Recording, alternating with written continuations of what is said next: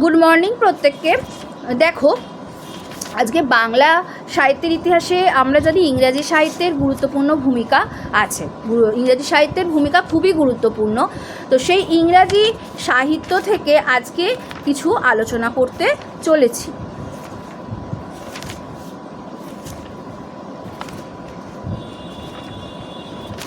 দেখো, আজকের আলোচনার বিষয় হলো শেলি। ইংরেজ সাহিত্যিক শেলি। শেলির পুরো নাম হলো পার্সি বিশে শেলি, যার সময়কাল হচ্ছে 1792 থেকে 1822। দেখো, এই শেলি কিন্তু বাংলায় রবীন্দ্রনাথের একটা, তোমরা জানো নিশ্চয়ই, বাংলায় রবীন্দ্রনাথকে বাংলা শেলি বলা হয়ে থাকে।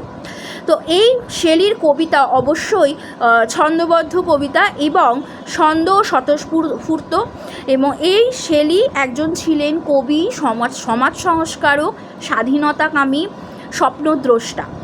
নতুন বিশ্ব নির্মাণের ভাবনায় আন্তরিক মানবিক বোধ সম্পন্ন, এসব নিয়েই শেলি ছিলেন অনন্য। তার কবিতার মধ্যে সহজ গাগনিক মৃত্তিকা, স্পর্শহীন জাদু ও মায়া তাকে বিশিষ্ট করেছে। তার কবিতার মধ্যে জাদু ও মায়া কিন্তু আছে। দেখো, প্রেম ও সৌন্দর্য সম্পর্কে শেলির দৃষ্টিকোণ কিন্তু প্লেটো প্রভাবিত। প্লেটোর মতে মানব জীবনে প্রেমের প্রভাব সর্বগ্রাসী, কারণ স্বর্গীয় পরিবেশে মানুষ প্রেম দ্বারা আবিষ্ট ছিল এবং সৌন্দর্য সাধনার মধ্যেই কিন্তু প্রেমের বিকাশ। শেলির হাইম টু ইন্টেলেকচুয়াল বিউটিতে এই ধারণাই রূপময়, কিন্তু এই সৌন্দর্য চেতনার নির্বস্তু, ব্যক্তিত্ব তীব্র অপেক্ষা মননদিগ্ধ। পরবর্তীকালেও তিনি সৌন্দর্যকে ভাবমূর্তি রূপেই উপলব্ধি করেছেন। বাস্তব নারীর মধ্যে আদর্শ সৌন্দর্যের চেতনাকে আরোপ করতে গিয়ে ব্যর্থ হয়ে ভাবলোকে প্রয়াণ করেছেন। বাস্তব নারীর মধ্যে আদর্শ সৌন্দর্যের চেতনাকে আরোপ করতে গিয়ে তিনি ব্যর্থ হয়ে গিয়ে ভাবলোকে প্রয়াণ করেছেন। বাস্তব লোক ও আদর্শ লোকের দুই কোটিতে তিনি আন্দোলিত। একদিকে সুখ দুঃখ বিরহ মিলনপূর্ণ প্রত্যক্ষ জীবনাকর্ষণ, অপরদিকে নিরুদ্দেশ সৌন্দর্য লোকাভিসার। সুন্দরী তার কাব্যে সীমার সঙ্গে অসীমের মিলন স্থাপিত করেছে। সীমার সঙ্গে অসীমের যে মিলন, তা কিন্তু শেলির কাব্যে পাওয়া যায়। অসম্পূর্ণ রিয়েল ও পরিপূর্ণ আইডিয়ালের ঐশ্বর্যমণ্ডিত সমন্বয় তার কাব্য। শেলি প্রেমের কবি, তাকে লাভ মিস্টিক বলে উল্লেখ করা যায়। প্রেম এক সর্বনিয়ামক শক্তি, যা সব কিছুকে সুন্দরে পরিণত করতে পারে, প্রজ্বলিত করে আনন্দের জ্যোতি। প্রেমের প্রতিবেশে স্বাধীনতার সঠিক বিকাশ ঘটে। শেলি হলেন সর্বোপরি মানবতাবাদী। তার প্রকৃতির অন্তর্নিহিত ধর্ম হল প্রেম। মানবপ্রেম ও বন্ধনমুক্ত মানব জীবনের জয় ঘোষণাই তার কাব্যের প্রধান সুর, এবং এই কারণেই মানবাত্মার পরিপূর্ণ বিকাশের বাধাস্বরূপ সর্বপ্রকার নির্যাতন ও বন্ধনের প্রতি তীব্র বিরাগ। তার মধ্যে দুটি বৈশিষ্ট্য বিশেষ উল্লেখযোগ্য। এক হচ্ছে তার তীব্র স্বাধীনতা প্রিয়তা। এই স্বাধীনতা বোধ কিছুটা অবাস্তব আদর্শ লোকের স্বাধীনতা বোধটাই হচ্ছে তার অবাস্তব আদর্শ লোকের। প্রাচীন গ্রিক গণতন্ত্রের কাঠামোয় গড়া কবি কল্পনা এবং সর্বপ্রকার অভেদকে সানন্দে বরণ করার প্রবণতা।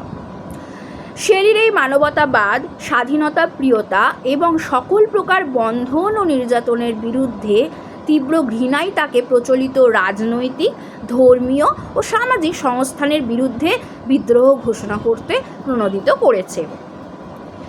ফরাসি বিপ্লবের অসহিষ্ণু আপোষ বিরোধ ও দীর্ঘদিনের অবরোধ মুহূর্তে চূর্ণ করে নবজীবনের যাত্রা সুগম করার আদর্শ শেলির কাছে অন্যতম প্রেরণার স্বরূপ।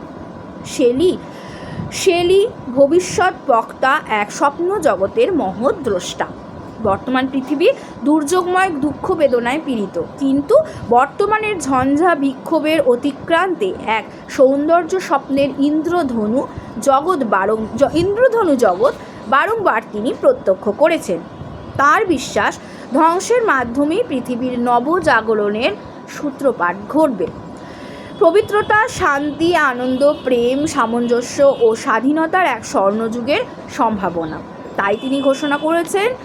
তিনি অনেক কিছু ঘোষণা করে গেছেন এখানে। Tyrants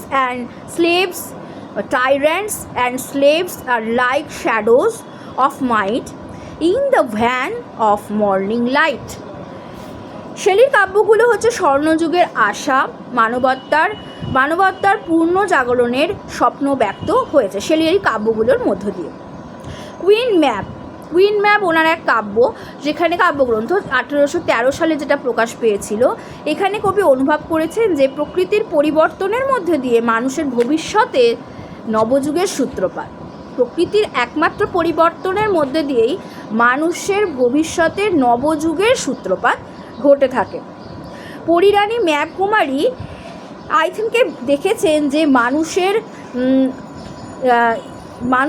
মানুষের আঘাত যন্ত্রণার কারণ, এখানে যে ক্যারেক্টারগুলো বা চরিত্রগুলো আছে সেই চরিত্রগুলো এখানে বর্ণনা করা হয়েছে। এছাড়া ওনার লেখা হচ্ছে দ্য রিভোল্ট অফ ইসলাম, 1817 সালে প্রকাশিত হয়েছিল। এছাড়া অ্যাডোনিস ওনারই লেখা কাব্যগ্রন্থ 1821 প্রকাশ পায়। এছাড়া আছে প্রমিথিউস আনবাউন্ড, 1819 প্রকাশ পেয়েছিল।